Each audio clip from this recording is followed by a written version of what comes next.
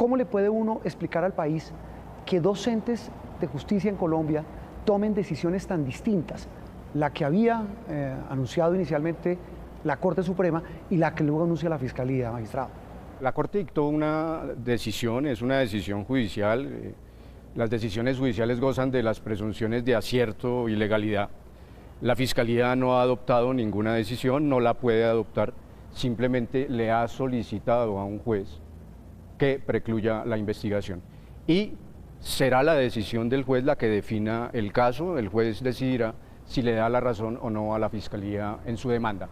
¿Con base en qué información debe o debería tomar la decisión la jueza? ¿Con la información que le envíe o le entregue la Fiscalía o deberá tener en cuenta todo lo actuado por la Corte Suprema en el mismo caso?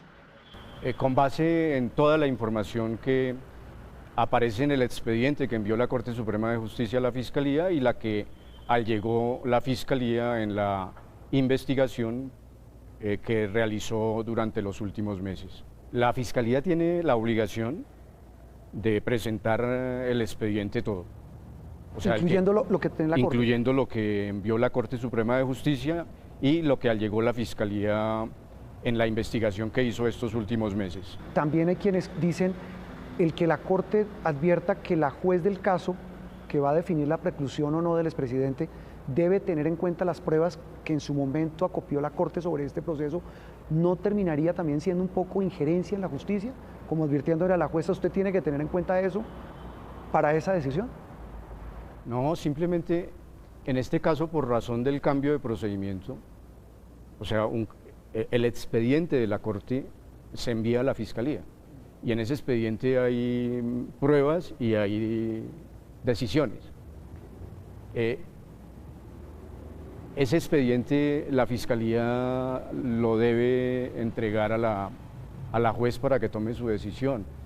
Y naturalmente la medida de aseguramiento que dictó la Corte, que no está produciendo efectos, pero que se declaró realizada conforme a la Constitución y era lo que tocaba hacer, tiene existencia jurídica y seguramente que va a ser examinada por los jueces de ese caso.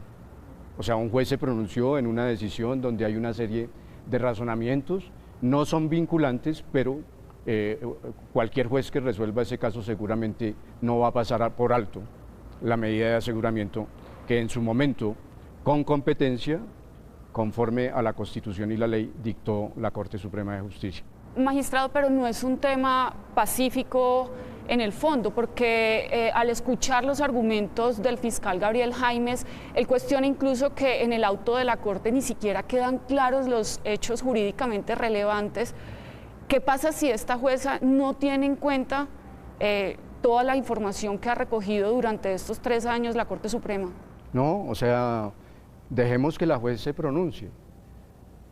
Esas hipótesis de futuro no está bien examinarlas y responder frente a lo que pueda suceder en el futuro me parece que no es mi papel. En lo que ha transcurrido del proceso, las intervenciones del fiscal Gabriel Jaimes han sido críticas con el auto que ordenó la medida de aseguramiento del expresidente Uribe en diversos puntos y en diversos aspectos. ¿Usted no cree que la Fiscalía se está poniendo por encima de la Corte en materia de investigación? En lo personal, lo único que encuentro cuestionable de la Fiscalía es que haya hecho como equipo con la defensa en la audiencia pública ante la juez 30 penal municipal, intentando persuadir a la juez de que lo actuado por la Corte era inválido. ¿Hicieron equipo? ¿Qué significa? No, es decir, la Fiscalía participó de la